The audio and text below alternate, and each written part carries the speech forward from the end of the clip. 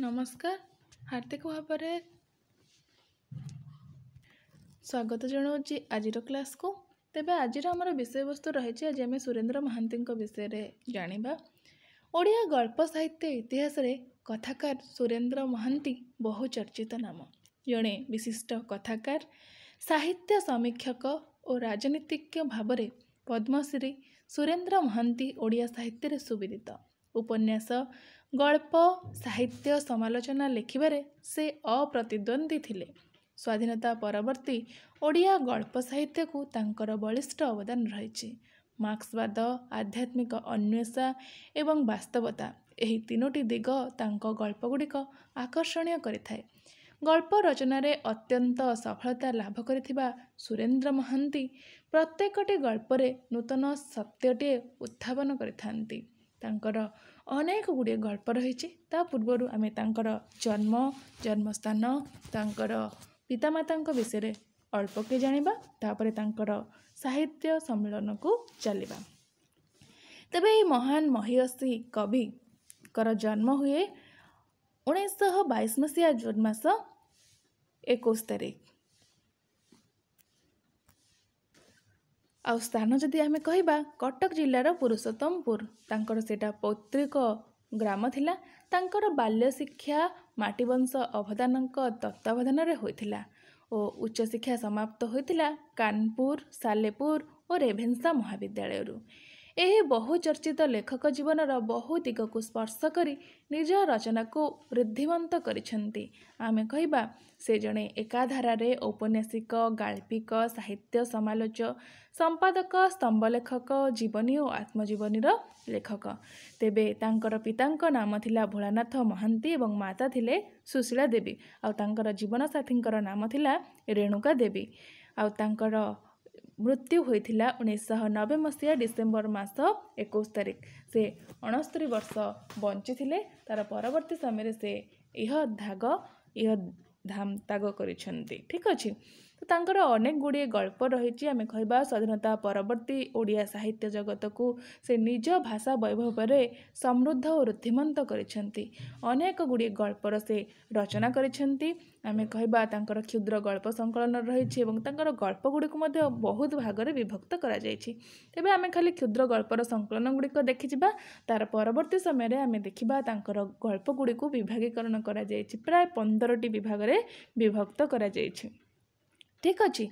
तेबे प्रथम क्षुद्र गल्प संकलन रही महानगरीर रात्रि, जहाँकि 1950 मसीह रचित होता। कृष्णचूड़ा 1951 मसीह, रुटी और चंद्र 1954 मसीह, शेष कविता 1955 मसीह, सबुज पत्र और धूसर गोलाप 1958 मसीह, मराळर मृत्यु 1962 मसीह, दुई सीमांत 1971 मसीह, महानिर्बाणटी 1973, उफ कालकाटा 1973, कवि और नर्तकी 1975, मांसर कोणार्क 1981, जदुवंश और अन्यान्य गल्प 1983, राजधानी और अन्यान्य गल्प 1986 मसीह। तेबे ए सबु तांकर थिला कण ना क्षुद्र गल्प संकलन। तेबे तांकर गल्प संकलन को बहुत भाग रे विभक्त करा जायछि। जेमिति कि मु कहली प्राय 15टी भाग रे विभक्त करा जायछि। ठीक अछि। तेबे पेन और पेपर जदि पाखरे अच्छे से 15टी कौन कौन लिखि रखंतु। तो प्रथमटी थिला पौराणिक गल्प, द्वितीयटी ऐतिहासिक गल्प, तृतीयटी भावधर्मी गल्प, चतुर्थटी सामंत समाजर अवक्षय चित्र सम्मिलित गल्प, पंचमटी राजनीतिक गल्प, षष्ठटी ग्राम्य परिवेश आधारित गल्प, सप्तमटी आदिवासी गल्प, अष्टमटी नगर परिवेश तथा बणिक सभ्यतार चित्र सम्मिलित गल्प, नवमटी मनस्तात्विक गल्प, दशमरे रहुछि उद्भ्रांत युव समाजर चित्र सम्मिलित गल्प, एकादशटी प्रेम गल्प, द्वादशटी व्यंगात्मक गल्प, त्रयोदशटी आध्यात्मिक गल्प, चतुर्दशटी उद्भट गल्प, पंचमटी अन्यान्य गल्प। तब आमे सेही गल्प गुड़िक विषय आलोचना करिबा। तार परवर्ती समय तांकर उपन्यास कौन सब रही, से कौन कौन सब संपादना करिसेंती से विषय में आमे आलोचना करिबा। आ हाँ, तांकर जदि जन्म समय आमे कहिबा से जे राति रे ही जन्म करिसेंती। आषाढ़ कृष्ण पक्ष मेघ राति बहुत जोर वर्षा होतला, से समय ही से जन्म ग्रहण करिसेंती। आ पुरुषोत्तमपुर जहाँ को आमे कहूचे तार आधुनिक नाम हेउची सालेपुर। ठीक अछि। तेबे देखिबा तांकर पौराणिक गल्प सबु कौन रही। तांकर पौराणिक गल्प मध्य रही जाजाबर ओ जाया जहाँकि महाभारत उपरे आधारित होइछि। आदिम ओ शतरूपा बाइबेल उपरे आधारित। यदुवंश महाभारतर पृष्ठभूमि उपरे रचित होइछि। श्रीकृष्णଙ୍କର शेषहस महाभारतर नारी पर्वर अनुसरण रचित होइछि। शांतनु और गंगा महाभारतर पृष्ठभूमि ही करा जायछि। जदि आमे कहिबा प्रचलित पुराणर विषय वस्तु उपरे आधारित गल्प को पौराणिक गल्प बोली कहा जाए। ठीक अच्छे। तेबे तार परवर्ती समय रही ऐतिहासिक गल्प सबू। तो ऐतिहासिक गल्प सबू अनेक गुड़िया रही। देख भग्नदूत 1949, सारीपुत्त 1949 मसीह, आंबापल्ली 1950 मसीह, पिता और पुत्र 1951 मसीह, मधुमतार रात्रि 1956, नर्तकी 1954, कलिंगर प्रतिशोध, केसरी, संध्या, कावेरीरू गंगा, संधि और शर्त, दलई बुढ़ा, शेषर आरंभ 1959, महानिर्वाण 1964, कवि एवं उड्र रामपुत्र। तो ये सब ऐतिहासिक गल्प बोलिकी आमे कहिबा। तेबे ऐतिहासिक गल्प इतिहास नुहे, ताहा साहित्यर विभिन्न विभाग मध्यरु अन्यतम। इतिहास तथ्यश्रयी, साहित्य किंतु रसाश्रयी। कल्पनार साहित्य शाश्वत सौंदर्यर सृष्टि ही ताहार अभिप्राय। सीमित सत्यर ऊर्ध्वरे ताहा ही सृष्टि करे चिरंतन सत्य। सही दृष्टि इतिहासर गर्भ मध्यरु तथ्य सत्य को उद्घाटन करी कल्पनार काउरी स्पर्शरे गाल्पिक परिवेशन करे संभाव्य सत्य, जहाँकि सद्यतम अविनाशी। गल्पर उपादान निच्छक कल्पना, पौराणिक उपाख्यान, सामाजिक समस्या और चित्र उपरे जेपरी आधारित हो पारे। ठीक अच्छे। तो आम ये जो गल्प गुड़िक रही ऐतिहासिक गल्प जमीती आम कहवा जितेबाला से रचना करिसेंती भग्नदूत ख्रीष्टपूर्व 2000 वर्ष पूर्व हिब्रू इतिहासर विषय वस्तु को केन्द्र करिकी भग्नदूत सुरेन्द्र महांतींकर प्रथम ऐतिहासिक गल्प। बंचिबा पाई मनुष्यर मानविक अधिकार और तत्जनित संग्राम को केन्द्र करी मोजेस्क नेतृत्व में हिब्रू जाति दासत्व विरुद्ध में संग्राम करिथिला। दासत्वर लौह फासरू मुक्ति पाई मनीष स्वाधीन मनर बलिष्ठ इच्छा तथा जातिर स्थित संपादना मोजेस्कर आह्वान तथा बलिदान ही यही भग्नदूत गल्पर विशेषत्व। परवर्ती गल्प रही परवर्ती ऐतिहासिक गल्पर गाल्पिक भारतर इतिहासर विषय वस्तु चयन करिसेंती। मगध इतिहास और किंवदंती को आश्रय करी प्रसिद्ध बिंबिसार और अजातशत्रु उपरे आधारित गल्प पिता और पुत्र रचित होइछि। सृष्टि और स्रष्टा मध्यरे पिता और पुत्र मध्यरे थिबा चिरंतन संपर्क तथा स्रष्टा बा पिता हृदयर उद्वेलन एक करुण परिवेश मध्यरे गाल्पिक उक्त गल्प मध्यरे रूपायन करिसेंती। मगध इतिहास परे नर्तकी गल्परे गाल्पिक ओडिशार ऐतिहासिक विषय तथा आमे कहबा किंवदंती को आधार करिसेंती। एही गल्परे राजा जजाति केसरी ऐतिहासिक चरित्र हेले हैं शिल्पी नटवर और देवदासी पूर्णिमार प्रेम व्यापार संपूर्ण कल्पनाश्रित। बड़पंडा तथा पूर्णिमार कथोपकथन मध्य देवदासी प्रथा संपर्कित उक्त प्रत्युक्ति मध्यरे मानविक आवेगर सपक्षरे पूर्णिमा चरित्र माध्यम गाल्पिक जुक्ति उपस्थापन करिसेंती। अवश्य नटवर ठारू दूरे जीवा पाई पूर्णिमा आत्महत्या करिछि, तथापि प्रेमिक नटवरर मानसपटरे केन्द्रीभूत पूर्णिमार रूप शिलागात्र प्रकटित होइछि। शेषरे बड़पंडा चरित्रर संलाप माध्यम प्रेमर जयगान तथा शिल्पीर सम्मान ही यही गल्पर उपजीव्य विषय। परवर्ती समय ओडिशार बाहर ओडिया युवक सह कथबार्ता गाल्पिक सुरेन्द्र अनुभव करिसेंती जे ओडिया जाति शोइछि, शोई रहू ताकू उठाओ नाही। तथापि से जुक्ति देई कहिसेंती जे देश और जाति प्रीति एक उन्नत चारित्रिक आदर्श, मात्र ए आदर्श केतेक परिमाण रे ग्राम्यता युक्त। निज गाँ नदीर पानी सबुठारु शीतल, गाँ दांडार आकाश सबुठारु निर्मल और गाँ आखड़ार यात्रा सबुठारु प्रसिद्ध मन हेला परी निज देशर ऐतिह्य इतिहास सबुबेले अत्यंत उज्जवल मन होइथाय। ओडिया भली गौणत्व पीड़ित अतीव सर्वत्र जाति पक्षरे ए विपदर मात्रा पुणी आहुरी अधिक। ଏହି ଭାବରେ ପରିଚାଳିତ ହୋଇ ଉତ୍କଳ ଯୁଗେ ଯୁଗେ ପୁସ୍ତକ ସେ ବିବରଣୀ ଆଲୋଚନା ଓ କ୍ଷୁଦ୍ରଗଳ୍ପ ଆକାରରେ ଓଡ଼ିଶା ଇତିହାସର ବିଭିନ୍ନ ଯୁଗ ଓ ଐତିହାସିକ କାଳର ସାଂସ୍କୃତିକ ଚିତ୍ର ବର୍ଣ୍ଣନା କରିଛନ୍ତି। ଗାଳ୍ପିକଙ୍କ ମତାମତ ଅନୁସରଣ ଆଲୋଚ୍ୟ ପୁସ୍ତକଟିକୁ ଅନୁଧ୍ୟାନ କଲେ ଆମେ ଦେଖିବା କଳିଙ୍ଗର ପ୍ରତିଶୋଧ, କେଶରୀ ସନ୍ଧ୍ୟା, କାବେରୀରୁ ଗଙ୍ଗା, ସନ୍ଧି ଓ ସର୍ତ୍ତ, ଦଳେଇବୁଢ଼ା ଶେଷରୁ ଆରମ୍ଭ ଏହି 6ଟି ରଚନାକୁ କ୍ଷୁଦ୍ରଗଳ୍ପ ରୂପରେ ଗ୍ରହଣ କରିଥିବା ବେଳେ କବି ଓ ନର୍ତ୍ତକୀ ସଂକଳନରେ ଏହି ରଚନାଗୁଡ଼ିକ କ୍ଷୁଦ୍ର ଭାବରେ ସେ ସ୍ଥାନିତ କରିଛନ୍ତି। ତେବେ ସନ୍ଧି ଓ ସର୍ତ୍ତ ଗଳ୍ପରେ ଉତ୍କଳର ଗଜପତି ତଥା ପାଇକ ସେନାନୀର ଅଧପତନ, କେଶୋଦାସର ଆକ୍ରମଣ ଓ ଜଗନ୍ନାଥ ମନ୍ଦିରକୁ ରକ୍ଷା କରିବା ପାଇଁ ଦ୍ୱିତୀୟ ପୁରୁଷୋତ୍ତମ ଦେବଙ୍କ ଘୂର୍ଣ୍ଣ୍ୟ ସନ୍ଧିପତ୍ରର ସ୍ୱାକ୍ଷର କାହାଣୀ ବର୍ଣ୍ଣିତ ହୋଇଛି। ଦଳେଇବୁଢ଼ା ଗଳ୍ପରେ ବୀର ଓଡ଼ିଆ ଜାତିର ଅତୀତ ଗୌରବର ରୋମାନ୍ଥନ ମାଗୁଣି ଦଳେଇ ଚରିତ୍ର କରିବା ସହିତ ବର୍ଗୀ ଆକ୍ରମଣର ଚିତ୍ର, ଅନ୍ତରାଳରେ ଓଡ଼ିଆ ପାଇକର ଅସହାୟତାର ଚିତ୍ର ଗାଳ୍ପିକ ଉପସ୍ଥାପନ କରିଛନ୍ତି।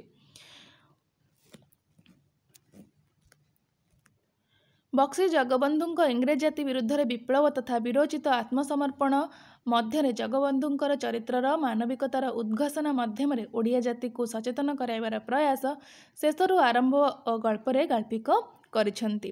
ଓଡ଼ିଆ ସାହିତ୍ୟର ମଧ୍ୟଯୁଗୀୟ କବି ଦୀନକୃଷ୍ଣଙ୍କ ଜୀବନ କାହାଣୀ ଆଧାରିତ ଜୀବନମୂଳକ ଗଳ୍ପ କବି। ଯୁଗେ ଯୁଗେ କବି ମନରେ ଦେଖାଯାଉଥିବା ଅଶାନ୍ତି, ସମାଜର ଲାଞ୍ଛନା ତଥା ଶାସକଙ୍କର ତାଡ଼ନା, ଅହଂ ସର୍ବସ୍ତ୍ର କରି କବି ଉପରେ ନିର୍ଯାତନା ଦୀନକୃଷ୍ଣଙ୍କ ଜୀବନଚରିତ ମାଧ୍ୟମରେ ଏହାର ଉପଜୀବ୍ୟ ବିଷୟ ଭାବରେ ଗ୍ରହଣ କରିଛନ୍ତି। ଗାଳ୍ପିକଙ୍କର ପ୍ରଥମ ବୌଦ୍ଧଯୁଗୀୟ ଗଳ୍ପ ରହିଛି ସାରିପୁତ୍ତ।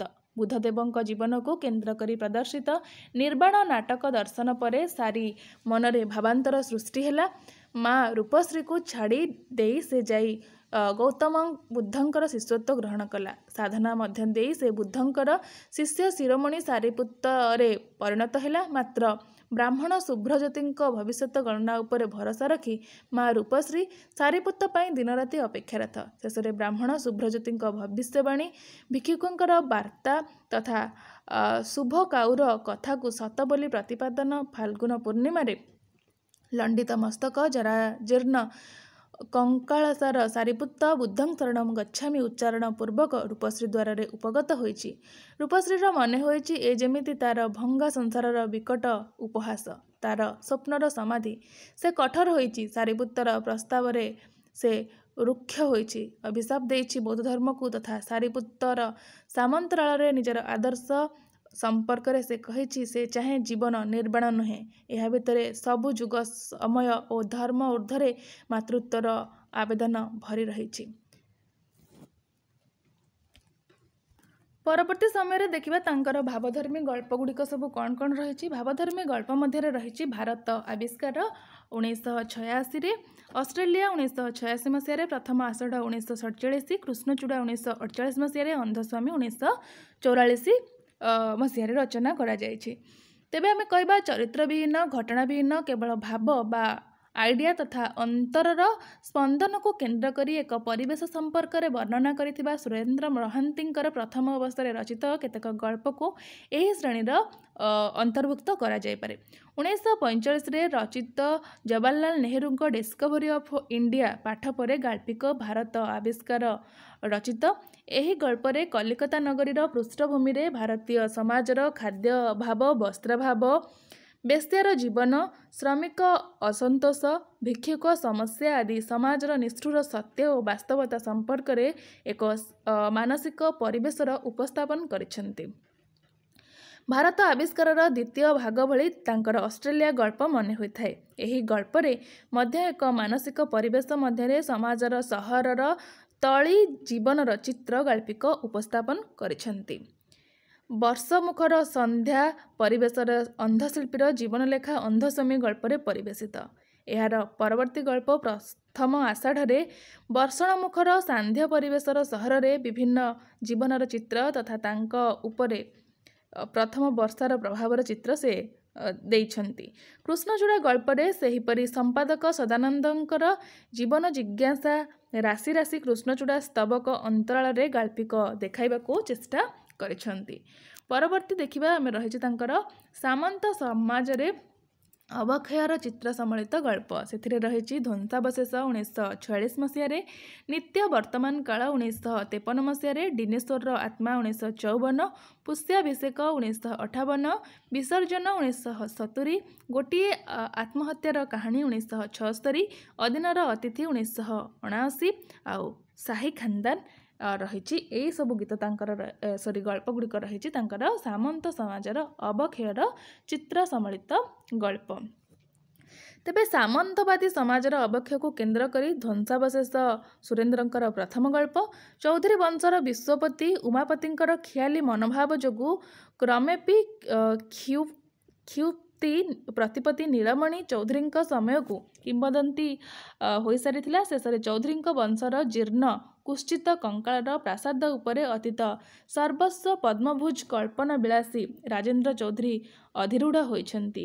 ଏହି ଗଳ୍ପରେ ରାଜେନ୍ଦ୍ର ଚୌଧୁରୀ ଓ ଲୀଳା ଚରିତ୍ରର ସଂଘର୍ଷ ମଧ୍ୟ ଦେଇ ସାମନ୍ତବାଦର ନିଚ୍ଛକ ବର୍ଣ୍ଣନା ମାଧ୍ୟମରେ ଗାଳ୍ପିକ ସୃଷ୍ଟି କରିଛନ୍ତି ଏକ ତୀବ୍ର ଏବଂ ମାର୍ମିକ ଅନୁଭୂତି। ଜମିଦାର ଉଚ୍ଛେଦ ପରି ସାମନ୍ତବାଦର ପିଠିକା ଉପରେ ନିତ୍ୟ ବର୍ତ୍ତମାନ କାଳ ଗଳ୍ପ ରଚନା ହୋଇଛି। ସମାଜର ପରିବର୍ତ୍ତିତ ପରେ ବି ଜମିଦାର ଚନ୍ଦ୍ରଚୂଡ଼ ରାୟ ଚୂଡ଼ାମଣି ଅତୀତର ପରମ୍ପରା ଉପରେ ଆସୀନ। ଯୁଗର ପରିବର୍ତ୍ତନ ସଙ୍ଗେ ତାଙ୍କର ପୁତ୍ର ନରେନ୍ଦ୍ର ରାୟ ଓ ଜେମା ରୂପକୁମାରୀ ନିଜ ନିଜକୁ ପରିବର୍ତ୍ତିତ କରିଛନ୍ତି, କିନ୍ତୁ ଚନ୍ଦ୍ରଚୂଡ଼ ରାୟ ଚୂଡ଼ାମଣି ଅପରିବର୍ତ୍ତିତ ତଥା ସମ୍ପୂର୍ଣ୍ଣ ନିର୍ବିକାର। ପୁଷ୍ୟାଭିଷେକ ଗଳ୍ପରେ ଜଗବନ୍ଧୁ ମହାପାତ୍ର ଅନ୍ଧମୋହର ବଶବର୍ତ୍ତୀ ହୋଇ କଟକର କିରାଣୀ ହୋଇଥିବା ବଡ଼ପୁଅ ପୀତାମ୍ବରର ପ୍ରେରିତ ଅର୍ଥରେ ରାଜ୍ୟାଭିଷେକର ଯୋଜନା ଅଶ୍ଳୀଳ ତଥା ମାର୍ମିକ ଅଭିବ୍ୟକ୍ତି ମାଧ୍ୟମରେ ଗାଳ୍ପିକ ପ୍ରକାଶ କରିଛନ୍ତି। ଗାଳ୍ପିକଙ୍କ ପୂର୍ବ ସୂଚନା ମତେ ଦିନେଶ୍ୱରର ଆତ୍ମା ଗଳ୍ପରେ ପୀଡ଼ନ ପ୍ରବଣ ମେଡିଜମର ଚିତ୍ର, ଜେଲର ପ୍ରତ୍ୟାବର୍ତ୍ତିତ ହିଂସ୍ର ତଥା ବିଭୀଷିକାମୟ ଚରିତ୍ର ବିଜେଶ୍ୱର ମାଧ୍ୟମରେ ଗାଳ୍ପିକ ଉପସ୍ଥାପନ କରିଛନ୍ତି। ଗାଳ୍ପିକଙ୍କ ପରବର୍ତ୍ତୀ ଗଳ୍ପ ବିସର୍ଜନ, ସେଇଥିରେ ସେ ଜମିଦାରୀ ଉଚ୍ଛେଦ ପରେ ଅନାଦୃତ ଅବସ୍ଥା ତଥା ତିକ୍ତ ଦାରିଦ୍ର୍ୟ ମଧ୍ୟରେ ମଧ୍ୟ ପରମ୍ପରାକୁ ଜାବୁଡ଼ି ଧରି ବର୍ଷକୁ ଥରେ ଆନନ୍ଦମୟୀ ଦୁର୍ଗାଙ୍କ ମୂର୍ତ୍ତି ପୂଜାର ଆୟୋଜନ ରହିଥିବା ହରେକୃଷ୍ଣ ଚୌଧୁରୀ ବର୍ତ୍ତମାନ ସମାଜ ସହ ତାଳ ଦେଇ ନ ପାରି ଶେଷରେ ମୂର୍ତ୍ତି ପୂଜାକୁ ମଧ୍ୟ ବିସର୍ଜନ କରିଛନ୍ତି। ଗୋଟିଏ ଆତ୍ମହତ୍ୟାର କାହାଣୀ ଗଳ୍ପରେ ଅଞ୍ଜନଗଡ଼ର ମହାରାଜାଙ୍କର ନିଜର ଅତୀତକୁ ଜାବୁଡ଼ି ଧରିବାର ମୋହରେ ଅଜସ୍ର ଅର୍ଥବ୍ୟୟ ଯୋଗୁଁ ପୁତ୍ର ସହ ମନୋମାଳିନ୍ୟ ତଥା ଶେଷରେ ବର୍ତ୍ତମାନର ବିଧି ବ୍ୟବସ୍ଥାଠାରୁ ପଳାୟନ ପାଇଁ ସଚେତନ ଭାବେ କରିଥିବା ଆତ୍ମହତ୍ୟାର କାହାଣୀ ଗାଇଡ଼ ଆଞ୍ଜେଲପା ମାଧ୍ୟମରେ ବିବୃତ ହୋଇଛି। ଅଦିନର ଅତିଥି ଗଳ୍ପରେ ପରିସ୍ଥିତିର ତାଡ଼ନାରେ ମସୋରୀର ହୋଟେଲ ବ୍ୟବସାୟ କରି ରହିଥିବା ହିଜ୍ ହାଇନେସ୍ ତଥା ରାଜକୁମାରୀ ସାମନ୍ତବାଦ ବର୍ତ୍ତମାନ ସହ ସାଲିସ କରିବାର ସୂଚନା ଗାଳ୍ପିକ ଦେଇଛନ୍ତି। ତଥାପି ସାମନ୍ତବାଦର ବିଶେଷତ୍ୱ ଅତୀତ ପ୍ରତି ମୋହ, ଅତିଥି ବତ୍ସଳତା ଏହି ଗଳ୍ପରେ ଦେଖିବାକୁ ମିଳିଥାଏ। ପରବର୍ତ୍ତୀ ରହିଛି ସାହି ଖାନଦାନ। ସେହି ଗଳ୍ପରେ ନବାବ ସୁଲ ମିର୍ଜାଙ୍କ ଅତୀତ ପ୍ରତି ଆକର୍ଷଣ ରହିଥିଲେ ହେଁ ସେ ଶେଷରେ ବାସ୍ତବତା ପ୍ରତି ସଚେତନ ହୋଇଛନ୍ତି। ଗଳ୍ପର ପରିଣତି ନବାବଙ୍କର ୱାସିକା ବିକ୍ରି ପ୍ରସ୍ତାବ ଗଳ୍ପଟିକୁ କରୁଣ ତଥା ଅଶ୍ଳୀଳ କରିଦେଇଛି। ଏ ଥିଲା ତାଙ୍କର ସବୁ ସାମନ୍ତ ସମାଜର ଅବକ୍ଷୟର ଚିତ୍ର ସମ୍ବଳିତ ଗଳ୍ପ ଗୁଡ଼ିକ। ତାର ପରବର୍ତ୍ତୀ ସମୟରେ ଆମେ ଦେଖିବା ନଗର ପରିବେଶ ତଥା ବଣିକ ସଭ୍ୟତା ଚିତ୍ର ସମ୍ବଳିତ ଗଳ୍ପ। ସେଥିମଧ୍ୟରେ ଆମର ରହିଛି ମହାନଗରୀର ରାତ୍ରି 1949, ମହାମାନବର ସାଗର ତୀରେ 1948, କାଳି ମାଟି 1947, କାଠଘୋଡ଼ା ମାଂସର କୋଣାର୍କ 1969, ସେଇ ଲୋକଟା 1974, ବାବିତା 1973, ବ୍ୟର୍ଥ ଆଗମନୀ 1958, ପ୍ରତିବେଶିନୀ 1958, ଅସାଧାରଣ 1972, ଅପରାଜିତ 1946, ମଣିଷ ଓ ଅର୍ଥନୀତି 1940, ପ୍ରତୀକ୍ଷା 1974, ନିଯୁକ୍ତିପତ୍ର 1964। ଠିକ୍ ଅଛି, ଏସବୁ ତାଙ୍କର ନଗର ପରିବେଶ ତଥା ବଣିକ ସଭ୍ୟତାର ଚିତ୍ର ସମ୍ବଳିତ ଗଳ୍ପ ଗୁଡ଼ିକ ରହିଛି। ତ ଏହି ଗଳ୍ପ ଗୁଡ଼ିକ ମଧ୍ୟରେ ମଣିଷ ଓ ଅର୍ଥନୀତି ଗଳ୍ପରେ ସହରରେ ବାସ କରୁଥିବା ଜଣେ କିରାଣୀ ପକ୍ଷରେ ଅର୍ଥନୈତିକ ସମସ୍ୟା ହିଁ କିପରି ମୁଖ୍ୟ ଭାବରେ ଦେଖାଦେଇଛି ତାହାର ଚିତ୍ର ପରିବେଷିତ ହୋଇଛି। ତେଣୁ ତା ପାଖରେ ବଞ୍ଚି ରହିବା ଅପେକ୍ଷା ଗୋଟିଏ ସ୍ମୃତିର ଦାମ ଖୁବ୍ କମ୍। ଗୋଟିଏ ବାଜେ ଖିଆଲ ଆଧୁନିକ ସହରୀ ଜୀବନରେ ପ୍ରତିଭା କ୍ରମେ ବିପନ୍ନ ଭାବେ ଗଣ୍ୟ ହେଉଥିବା ସମୟରେ ନାନା ଆର୍ଥନୈତିକ ସମସ୍ୟା ମଧ୍ୟରେ ବି ଶ୍ୟାମଳ ଆଦର୍ଶବାଦରୁ ବିଚ୍ୟୁତ ହୋଇନାହିଁ। ଏହା ହିଁ अपराजित गल्पर विषयवस्तु। आधुनिक सहरी सभ्यतार भावबोला आधुनिक कवि जाई अर्ण संस्थान एम्प्लॉयमेंट एक्सचेंज क्यूटी छिड़ा होइछि तथा योग्यतार विडंबना करा जाई ताकू पेनड्राइव रे स्थले पेनड्राइवर रे नियुक्ति मिलुछि। यह ही नियुक्ति पत्र गल्पर विषयवस्तु।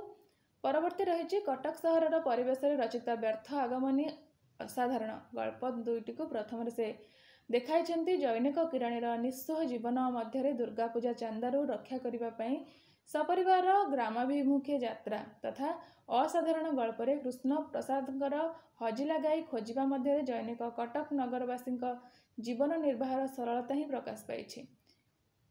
तेबे ओडिशार सहरी जीवन सामंतल भाव कलिकता और दिल्ली नगर में टिके जटिल जीवनचर्या को केन्द्र करी काल्पिक यह सब गल्प रचना करिसेंती। महामानवर सागर तीरे गल्परे सेठ गोविंद राम जहरत व्यवसायी जदिओ महानगरीर गदिरे महात्मा गांधी तथा रवींद्रनाथंकर प्रतिकृति झुलुछि तथा विशिष्ट दार्शनिकों मोटामोटी बही रही तथापि मूल्यबोध अपेक्षा मूल्य ही सही सेठ गोविंद पाखरे सबकिछि। फल अर्थगृद्ध गोविंद राम पत्नी चिकित्सा निमित्त सुनाचूड़ी बंधा पकाइबाकू आसीथिबा सोमनाथंक असुविधार सुजोग नहीं अल्प मूल्य सुनाचूड़ी रखिछंती किंतु व्यवसायर प्रतिद्वंदी रूपरतन पाखरे हार मानि मूल्यबोध शून्य गोविंद राम आत्महत्या करिछंती।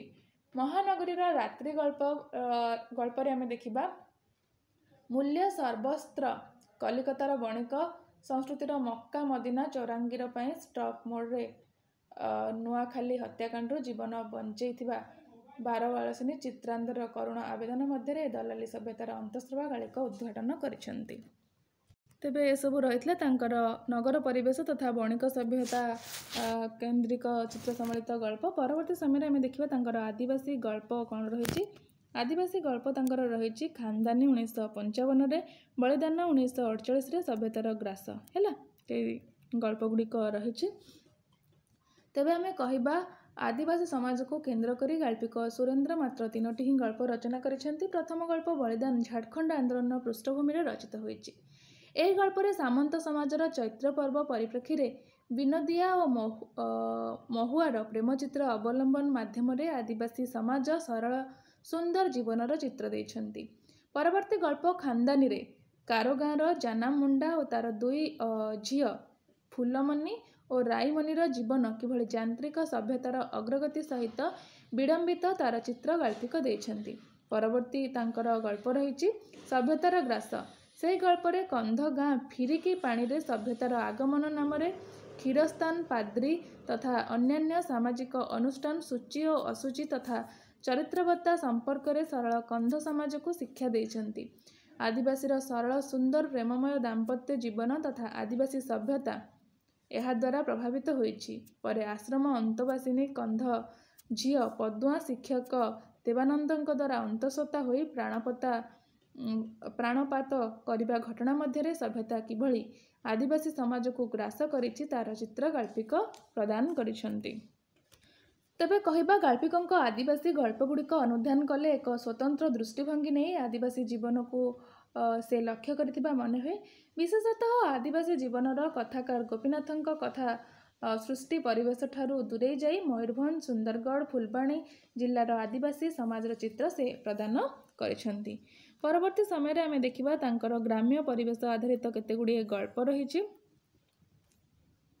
तो ग्राम्य परिवेश आधारित गल्प रही मरुड़ी 1953, सात भौणी 1956, मेंढा खाई 1955, बरजू सेंढ 1959, अपरिचितर परिचय 1956, बन्या संगिनी 1980, इजिमाली 1954, जह्नी लटा परासपुर और पोर्सलेन 1974, बंदी 1938 टिके मसीहा गुड़ाक एपट सेपट हो जाए देखने।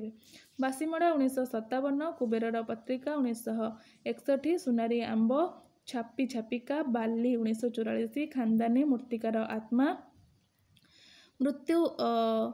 मृत्यु गास्ट्रोएंटेरिस 1974, घनियार गणेश चतुर्थी मनीष और मनीष शून्य पंजुरी वैषम और पाठशाला द्विपहर ग्रास सीमारेखा घईतामारी पाट ଏଇସବୁ ସେ ରଚନା କରିଛନ୍ତି। ତେବେ ଆମେ କହିବା ଗାଳ୍ପିକ ସୁରେନ୍ଦ୍ରଙ୍କର ପଲ୍ଲୀ ଜୀବନକୁ କେନ୍ଦ୍ର କରି ତାଙ୍କର ପ୍ରଥମ ଗଳ୍ପ ରହିଛି ବନ୍ଦୀ। ଠିକ୍ ଅଛି, ଏ ଗ୍ରାମ ଜୀବନକୁ କେନ୍ଦ୍ର କରି ତାଙ୍କର ପ୍ରଥମ ଗଳ୍ପ ରହିଛି ବନ୍ଦୀ।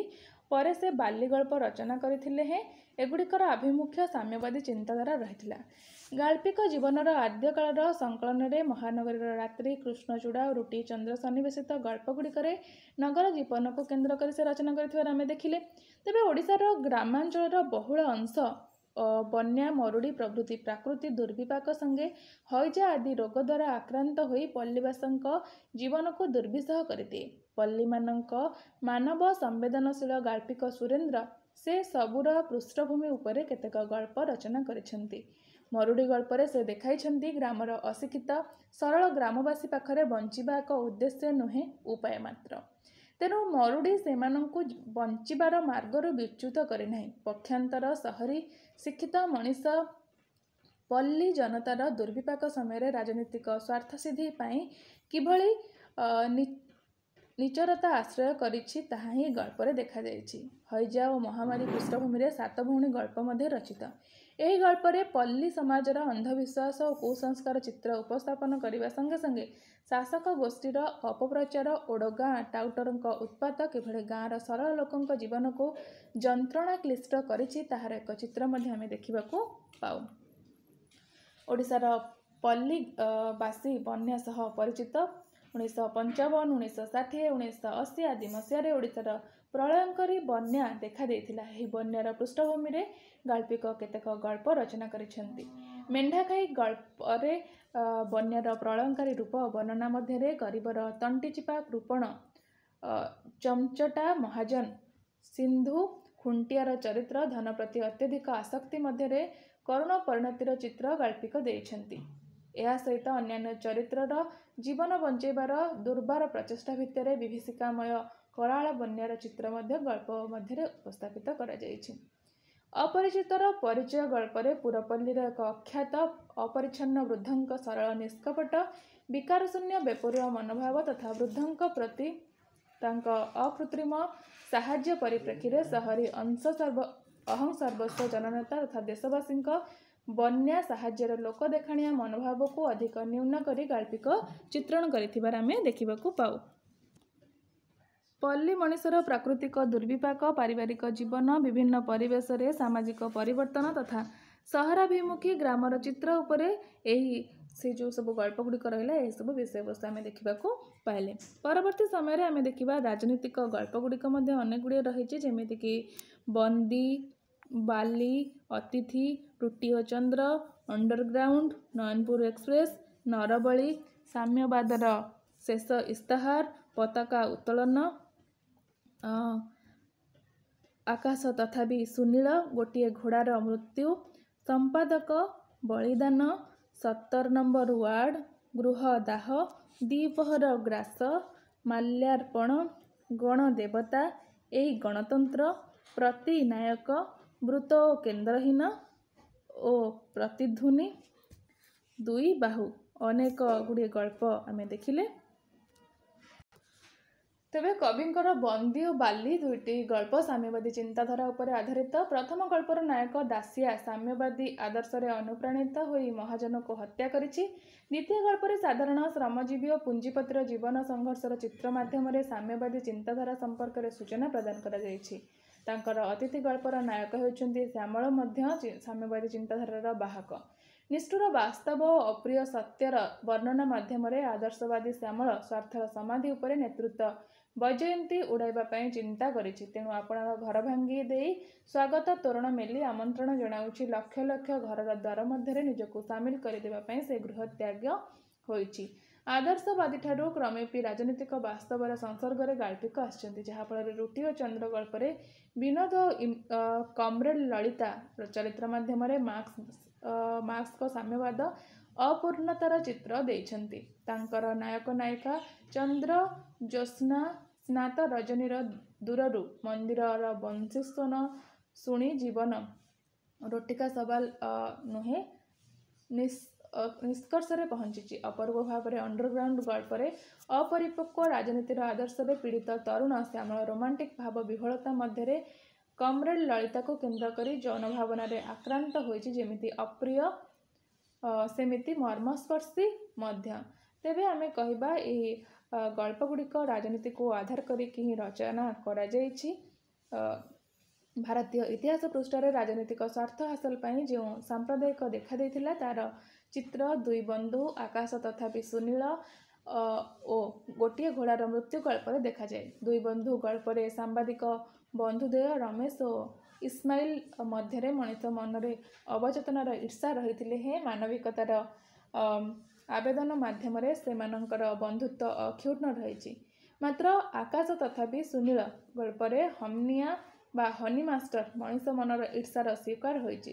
तेणु सांबादिक अमिताभर प्रदत्त विवरणी प्रकाशन पर तार पोषा मांकड़ नहीं से मानवतार संधानर पुरपल्ली रे विचरण करिछि। अनुरूप भावे सांप्रदायिकता मध्य राजनीतिक सिद्धि लाभ पाई मनीष किभଳି क्रमेपी पशुठारु हीन होइछि तार चित्र कालुमिया और तार घोड़ा चरित्र माध्यम गोटे घोड़ार मृत्यु गल्पर प्रकाश करा जाइछि। तेबे ए सब रहितला तांकर राजनीतिक गल्प गुड़िक। तो तांकर आध्यात्मिक गल्प मध्य रही। आध्यात्मिक गल्प भितर रही अमृत, आनंद भैरवी और मराळर मृत्यु। तीनोटी तांकर आध्यात्मिक आमे कहिबा आध्यात्मिक को ही भगवान को आधार करके गल्प गुड़िक रचना करा जाइछि। से भली तांकर उद्भट बा रहस्यमय गल्प मध्य रही हत्याकारी किए और बांसासी जिर्नानी ये दुईटी गल्प मध्य तांकर रही। परवर्ती समय तांकर व्यंगात्मक गल्प मध्य रही। तो व्यंगात्मक गल्प रही स्वप्न रे मंदोदरी 1952 मसीहा, शेष कविता 1954, जीवंता भूत 1960, भांगपुर चकड़ा 1967, आकाश छतिया 1967 ये तांकर व्यंगात्मक गल्प। से भली तांकर प्रेम गल्प मध्य रही अनेक। बेलून 1946, सबुज पत्र और धूसर गोलाप 1955, क्लांत तैताड़ी 1971 मसीहा, साप 1967, डाडा 1967 मसीहा, दिने संध्यारे कमलर तंतु 1970 मसीह, सुना माहारी और केन्द्रा तिग 1969 मसीह, से ओ मु 1957 मसीह, शालभंजिका 1957, बेगम काठी इमेज ए सबू रही। यह व्यतीत आहरी मध्य तांकर प्रेम गल्प रही। मुहूर्त 1958, काकट्स 1965, भव सागर कूले 1962, प्रिय तमासु 1970, नीलज्योत्स्ना 1958, शेष रातिर एक्सप्रेस 1965, सिगारेट 1949, निसंग आकाश 1963, गोटे प्रेम गल्प 1972, प्रेतनीर नाच 1977 और अहल्या ए सब रही तांकर प्रेम गल्प गुड़िक जहाँ से प्रेम को आधार करके ही गल्प गुड़िक से रचना करिसेंती। परवर्ती समय आम देखा तांकर मनस्तात्विक गल्प सब कौन रही। मनस्तात्विक गल्प मध्य रही जीवन और प्रभात 1962 मसीह, लवणर स्वाद 1960 मसीह, निर्मली लतार फूल 1961 मसीह, जय और पराजय 1961, तृष्णा वितृष्णा 1958 मसीह, पागल गारदार कहानी 1962 मसीह, बलिवर्ध इंद्रद्युम्न अतीत और वर्तमान काल 1977 मसीह। तो ये सब रही मनस्तात्विक गल्प गुड़िक। तापर देखिबा उद्भ्रांत युव समाजर चित्र सम्मिलित गल्प सब कौन रही। केवल गल्प और तार मसीहा गुड़िक मन रखिब, ठीक अच्छे। भागाबंड 1950 मसीहा, सांगरिला 1952 मसीहा, साइकेल और चोर 1952, कमन रूम 1969 मसीहा, गुरु 1970, कबंध 1970 मसीह और कालकाटा 1971 और उज्ज्वल मंडन मध्य तांकर उद्भ्रांत व युव समाजर चित्र सम्मिलित गल्प गुड़िक। परीक्षार एमती भी प्रश्न आसी जाए जे भागाबंड सुरेन्द्र महांतींकर केउं प्रकारर गल्प, ठीक अच्छे, किंबा ओ कालकाटा ये तांकर प्रसिद्ध गल्पटी एथिरु मध्य प्रश्न आसे केबे रचना करा जायतिला किंबा एहा सुरेन्द्र महांतींकर केउं प्रकार गल्प। ऑप्शन में मध्य थिबो युव समाज चित्र सम्मिलित गल्प कि पौराणिक गल्प कि प्रेम गल्प एमिति देखिबो, ठीक अच्छे। तांकर एथिला तांकर सब गल्प समूह। यह व्यतीत से अनेक गुड़िए उपन्यास मध्य रचना करिसेंती। से उपन्यास मध्य देखिबा आमे कोन सब रही। मतिर्केय 1943 जहाँकि प्रकाश पाई नहीं, कॉलेज बॉय 1947, बधू प्रिया 1948, सहस्र सज्जार नायिका 1952, अंध दिगंत 1964, नीलशैल 1968, शताब्दीर सूर्य 1970, हंसगीति 1977। नीलशैलू प्रश्न आसे, ठीक अच्छे। तापर देखिबा आमे एठी नीलाद्री विजय ଅଚଳାତୟନ କାଳାନ୍ତର ନେତି ନେତି କୃଷ୍ଣବେଣୀରେ ସନ୍ଧ୍ୟା 1985 ଆଜୀବକର ଅଟ୍ଟହାସ୍ୟ 1967 ଫଟା ମାଟି 1988 କୁଳବୃଦ୍ଧ 1978। ତାପରେ ତାଙ୍କର ନାଟକ ଗୁଡ଼ିକ ଦେଖିବା। ସେ ଅନେକ ଗୁଡ଼ିଏ ନାଟକ ମଧ୍ୟ ରଚନା କରିଛନ୍ତି। ସେ ନାଟକ ମଧ୍ୟରେ ରହିଛି ପୃଥ୍ୱୀ ବଲ୍ଲଭ 1944 ମସିହାରେ, ବାପୁ 1971, ମହାକ୍ଷୁଧା, ବକ୍ସି ଜଗବନ୍ଧୁ, ସେନାପତି ଓ ପ୍ରଦୀପ କଙ୍କାଳ ଏସବୁ ରହିଛି ତାଙ୍କର କ'ଣ ରହିଛି ନା ଆମେ ଦେଖିଲେ ନାଟକ ଗୁଡ଼ିକ। ତାପରେ ଆଲୋଚନା ପୁସ୍ତକ ମଧ୍ୟ ରହିଛି। ଆଲୋଚନା ପୁସ୍ତକରେ ରହିଛି ଫକୀରମୋହନ 1950 ମସିହା, ଫକୀରମୋହନ ସମୀକ୍ଷା 1955 ମସିହା, ଓଡ଼ିଆ ସାହିତ୍ୟର ଆଦି ପର୍ବ 1963 ମସିହା, ଓଡ଼ିଆ ସାହିତ୍ୟର ମଧ୍ୟ ପର୍ବ 1968, ଓଡ଼ିଆ ସାହିତ୍ୟର କ୍ରମ ବିକାଶ 1978, ଓଡ଼ିଆ ସାହିତ୍ୟର ମଧ୍ୟ ପର୍ବ ଉତ୍ତର ମଧ୍ୟ ପର୍ବ 1988 ମସିହାରେ। ତାଙ୍କର ଆତ୍ମଜୀବନୀର ନାମ ଏ ପରୀକ୍ଷାରେ ବାରମ୍ବାର ପ୍ରଶ୍ନ ଆସୁଛି ଯେ ସୁରେନ୍ଦ୍ର ମହାନ୍ତିଙ୍କ ଆତ୍ମଜୀବନୀର ନାମ କ'ଣ, କିମ୍ବା ଏମିତି ବି ପ୍ରଶ୍ନ ପଚାରି ଦେଇଥିବ ପଥ ଓ ପୃଥିବୀର କାହାର ଆତ୍ମଜୀବନୀ ବା କେଉଁ କବିଙ୍କର ଆତ୍ମଜୀବନୀ। ଠିକ୍ ଅଛି, ମନେ ରଖିବ ପଥ ଓ ପୃଥିବୀ ହେଉଛି ସୁରେନ୍ଦ୍ର ମହାନ୍ତିଙ୍କର ଆତ୍ମଜୀବନୀ। ତେବେ ସେ କେତେ ଗୁଡ଼ିଏ ସମ୍ବାଦପତ୍ରର ମଧ୍ୟ ସମ୍ପାଦନା କାର୍ଯ୍ୟ କରିଥିଲେ। ଇଂରାଜୀରେ ତାଙ୍କର ଦ ଅବଜର୍ଭର ଏଇଥର ସେ ସମ୍ପାଦନା କାର୍ଯ୍ୟ କରିଥିଲେ। ଓଡ଼ିଆରେ ଆମର କଳିଙ୍ଗ, ସମ୍ବାଦ, ଗଣତନ୍ତ୍ର, ଜନତା ଏହି 5ଟି ପତ୍ରିକାର ସେ ସମ୍ପାଦନା କାର୍ଯ୍ୟ ମଧ୍ୟ କରିଛନ୍ତି। ତାପରେ ସମ୍ପାଦକୀୟ ଦେଖିବା ଯେ ସାହିତ୍ୟ ଓ ସମାଜ 1979ରେ, ଶେଷ ସ୍ତମ୍ଭ 1989ରେ। ଠିକ୍ ଅଛି, ପ୍ରବନ୍ଧ ପୁସ୍ତକ ମଧ୍ୟ ରହିଛି ଉତ୍କଳ ଯୁଗେ ଯୁଗେ 1959 ମସିହାରେ, ଲର୍ଡ଼ ଜଗନ୍ନାଥ 1982ରେ, ଆଇ ଆକ୍ୟୁଜ୍ 1982ରେ ରଚନା କରିଛନ୍ତି। ତ ଏଇ ଯେଉଁ ତାଙ୍କର ଅନେକ ଗୁଡ଼ିଏ ଗଳ୍ପ ରହିଲା, ଉପନ୍ୟାସ ରହିଲା, ନାଟକ ରହିଲା, ତାଙ୍କର ସମ୍ପାଦନା ରହିଲା, ଆମେ ଦେଖିଲେ ସମ୍ପାଦକୀୟ ପତ୍ରିକା ରହିଲା, ପ୍ରବନ୍ଧ ରହିଲା, ଆଲୋଚନା ପୁସ୍ତକ ମଧ୍ୟ ରହିଲା। ତ ଏସବୁ ପାଇଁ ସେ ଅନେକ ପୁରସ୍କାର ମଧ୍ୟ ପ୍ରାପ୍ତ କରିଛନ୍ତି। ତେବେ ସେ ପୁରସ୍କାର କ'ଣ କ'ଣ ଆମେ ଦେଖିବା। ତେବେ ସେ ପ୍ରଥମେ ଶାରଳା ପୁରସ୍କାର ପାଇଛନ୍ତି। ଶାରଳା ପୁରସ୍କାର 1980 ମସିହାରେ ଆମର କୁଳବୃଦ୍ଧ ନିମନ୍ତେ ତାଙ୍କର ଯେଉଁ ଉପନ୍ୟାସଟିଏ ଥିଲା କେତେ ମସିହାରେ 1978 ମସିହାରେ ସେ ରଚନା କରିଥିଲେ। ଆଉ ସେ 1980 ମସିହାରେ ହିଁ ଏଇ ପୁସ୍ତକ ବା ଏଇ ଉପନ୍ୟାସ ନିମିତ୍ତ ଶାରଳା ପୁରସ୍କାର ପାଇଛନ୍ତି। 1978 ମସିହାରେ ସେ କୁଳବୃଦ୍ଧ ରଚନା କରିଥିଲେ ଆଉ ପୁରସ୍କାର ପାଇଥିଲେ 1980ରେ। ଠିକ୍ ଅଛି, କେନ୍ଦ୍ର ସାହିତ୍ୟ ଏକାଡେମୀ ପୁରସ୍କାର ପାଇଥିଲେ ନୀଳଶୈଳ ନିମନ୍ତେ। 1969ରେ ସେ ପାଇଥିଲେ ପୁରସ୍କାର ଆଉ ତାକୁ ରଚନା କରିଥିଲେ। ଯଦି ଆମେ ନୀଳଶୈଳ ରଚନା କହିବା 1968ରେ ସେ ରଚନା କରିଥିଲେ ଆଉ ପୁରସ୍କାର ପାଇଛନ୍ତି 1969ରେ। ଓଡ଼ିଶା ସାହିତ୍ୟ ଏକାଡେମୀ ପୁରସ୍କାର ସେ 2 ଥର ପାଇଛନ୍ତି। ଗୋଟିଏ ହେଉଛି ତାଙ୍କର ପଥ ଓ ପୃଥିବୀ ଯାହାକି ତାଙ୍କର ଆତ୍ମଜୀବନୀ ଥିଲା 1987ରେ, ଆଉ 1959ରେ ପାଇଛନ୍ତି ସବୁଜ ପତ୍ର ଓ ଧୂସର ଗୋଲାପ ତାଙ୍କ ଯେଉଁ କ୍ଷୁଦ୍ର ଗଳ୍ପ ଗ୍ରନ୍ଥ ନିମନ୍ତେ। ଠିକ୍ ଅଛି, ଆଉ ଏଇଟା ମଧ୍ୟ ପରୀକ୍ଷାରେ ପ୍ରଶ୍ନ ଆସୁଛି ଯେ ସୁରେନ୍ଦ୍ର ମହାନ୍ତିଙ୍କର ପ୍ରଥମ ଗଳ୍ପ ନାଁ କ'ଣ। ତାଙ୍କର ପ୍ରଥମ ଗଳ୍ପ ହେଉଛି ବନ୍ଦୀ, ଯାହାକି 1938 ମସିହାରେ ରଚନା ହୋଇଥିଲା ଆଉ ଏହା ଉତ୍କଳ ସାହିତ୍ୟ ପତ୍ରିକାରେ ପ୍ରକାଶ ପାଇଥିଲା। ତାଙ୍କର ଦ୍ୱିତୀୟ ଗଳ୍ପ ହେଉଛି ମଣିଷ ଓ ଅର୍ଥନୀତି। ମନେ ରଖିବ, ଏହା ତାଙ୍କର ଆରତି ପତ୍ରିକାରେ ପ୍ରକାଶ ପାଇଥିଲା। ଠିକ୍ ଅଛି, ଆଉ ଆମେ କହିବା ଏହି ଯେଉଁ କଥାକାର ରହିଲେ, ଯେଉଁ ଗାଳ୍ପିକ, ଔପନ୍ୟାସିକ, ସାହିତ୍ୟ ସମାଲୋଚକ, ସମ୍ପାଦକ, ସ୍ତମ୍ଭ ଲେଖକ, ଜୀବନୀ ଓ ଆତ୍ମଜୀବନୀ ଲେଖକ ମଧ୍ୟ ରାଜ୍ୟସଭା ଓ ଲୋକସଭାରେ ମଧ୍ୟ ସଭ୍ୟ ଭାବରେ ସେ କାର୍ଯ୍ୟ କରିଛନ୍ତି। ଠିକ୍ ଅଛି, ତେବେ ଆମେ କହିବା ବାସ୍ତବରେ ଜଣେ ବିଶିଷ୍ଟ କଥାକାର, ସାହିତ୍ୟ ସମୀକ୍ଷକ ଓ ରାଜନୀତିକ ଭାବରେ ପଦ୍ମଶ୍ରୀ ସୁରେନ୍ଦ୍ର ମହାନ୍ତି ଓଡ଼ିଆ ସାହିତ୍ୟ ଜଗତରେ ସୁବିଦିତ। ତେବେ ଆଶା କରୁଛି ଆପଣମାନଙ୍କୁ ମୁଁ ସୁରେନ୍ଦ୍ର ମହାନ୍ତିଙ୍କ ବିଷୟରେ ଯାହା ବି କିଛି ମୋ ପାଖରେ ରହିଥିଲା ତାହା ଆପଣମାନଙ୍କୁ ସବୁ ଦେବା ପାଇଁ ଚେଷ୍ଟା କରିଛି। ଆଉ ଆପଣମାନେ ମଧ୍ୟ ସେଥିରୁ ଅନେକ ଗୁଡ଼ିଏ ପ୍ରଶ୍ନ ପାଇସାରିଥିବେ, ଇନଫର୍ମେସନ୍ ପାଇସାରିଥିବେ, ଯାହାକି ଆପଣଙ୍କ ଏକ୍ଜାମ୍ ପଏଣ୍ଟ ଅଫ୍ ଭ୍ୟୁ ବହୁତ ଆପଣଙ୍କୁ ସାହାଯ୍ୟ ସହଯୋଗ ନିଶ୍ଚିତ ଭାବରେ କରିବ। ତେବେ ଆଜିର କ୍ଲାସ୍ ମୋର ଆପଣମାନଙ୍କୁ କେମିତି ଲାଗିଲା ମୋତେ କମେଣ୍ଟରେ ନିହାତି ଭାବରେ ଜଣାଇବେ।